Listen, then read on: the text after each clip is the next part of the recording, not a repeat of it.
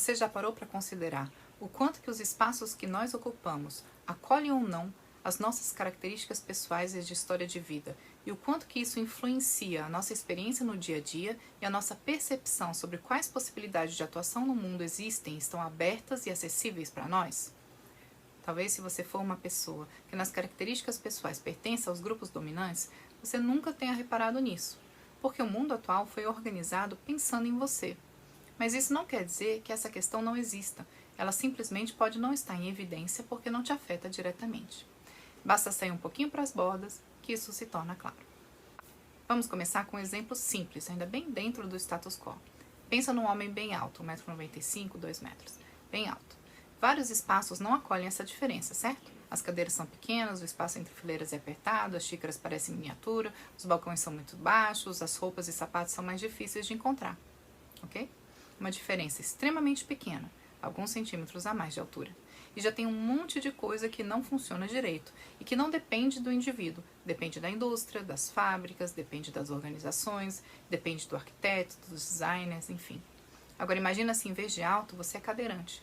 Quantos dos espaços que você frequenta no dia a dia são adaptados para te receber?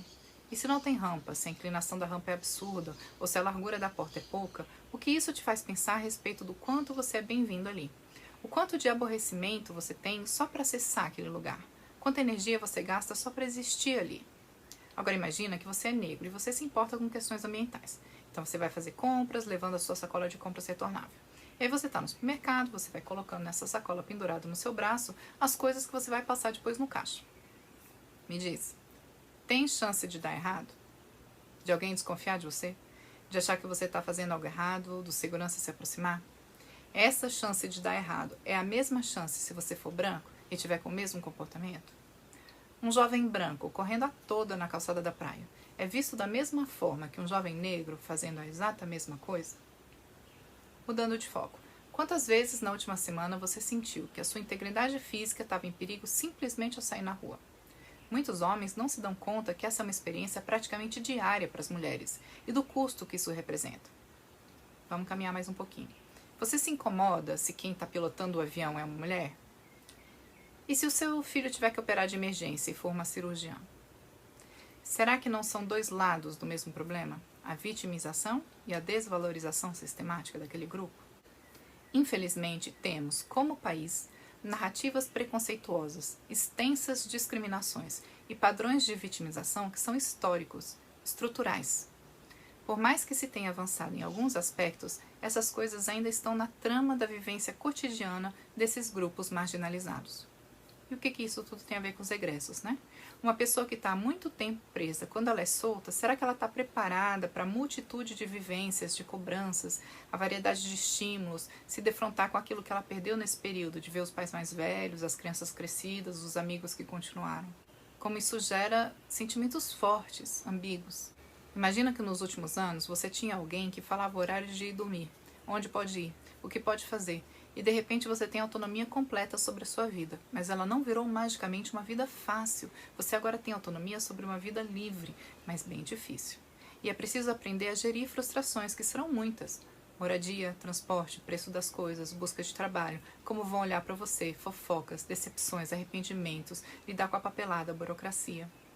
Sim, ter que lidar com tudo isso e com as perdas incorridas pelo período de encarceramento é decorrência do comportamento que essa pessoa teve.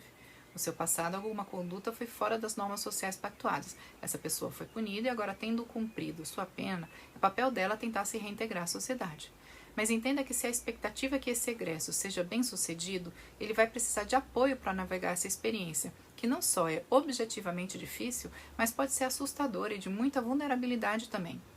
Vamos lembrar que vulnerabilidade não é um sentimento que tem espaço de existência nas prisões, então é toda uma nova perspectiva. Isso tem um lado que é do indivíduo, sim, mas tem um lado que é de oferta de serviços, de instrumentalização, até mesmo antes da pessoa ser solta, de acolhida. Passa por uma compreensão real de que se aquela pessoa pagou pelos seus erros, então agora ela tem direito de tentar de novo. Se você recebe um carimbo, ex-presidiário, e esse carimbo não sai nunca, e a primeira informação que as pessoas veem, não importa o que você faça, aí fica muito difícil construir novas alternativas. Quando a gente fala dos espaços de acolhida voltado para os egressos, quando a gente fala desse serviço, é com essa complexidade que vocês vão estar lidando. E é possível inserir pequenas modificações no serviço que passam a mensagem de que aquele egresso é bem-vindo ali e que ali se acredita que é possível construir uma alternativa de vida melhor. Essas modificações são físicas de estrutura do lugar, são procedurais e atitudinais. Uma questão estrutural seria, por exemplo, o caso da rampa para cadeirantes que eu mencionei antes, mas outras características figuram também. Conforto térmico, por exemplo, é algo a ser pensado no serviço. A gente fica meio irritado quando está muito quente. Todo mundo fica. A gente fica meio acuado quando o espaço está muito cheio ou muito fechado, sem janela. E essas características são reminiscentes de estruturas prisionais que nós temos. Então a gente também pode pensar em configurações do ambiente que sejam mais condutivas não só ao estado fisiológico mais tranquilo, mas também à sinalização de que agora é uma nova fase. Então, por exemplo, ter salas que forneçam um mínimo de privacidade para a conversa com aquele egresso.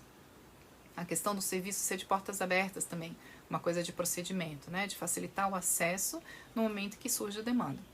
Se o deslocamento é difícil, mas na hora que eu chego eu sou atendido, isso aumenta as chances de eu fazer esse esforço. É um equívoco achar que está tudo na mão do egresso e que ele ou ela determina completamente sozinho como vai ser a vida agora. Existem sim vários fatores pessoais, mas é um processo. E a experiência que um egresso tem nos serviços pode somar, pode fortalecer aspectos da resiliência dele, resolução de problemas, conexão com outras pessoas, planejamento do futuro, acesso a instrumentos, enfim, pode ser uma experiência positiva. Ou pode ser uma experiência que corrói, que minimiza, que desconsidera, que diz não vale a pena tentar, porque não dá certo mesmo.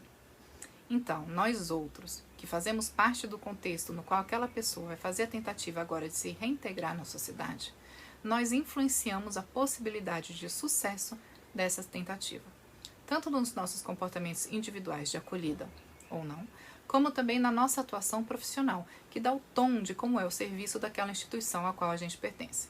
Então fica aqui o convite para que você possa pensar de que maneira, no seu papel profissional, você pode ser uma influência positiva e fortalecer a resiliência dessa pessoa que está iniciando essa tentativa de construir para si mesma e para aquelas que a rodeiam uma outra história.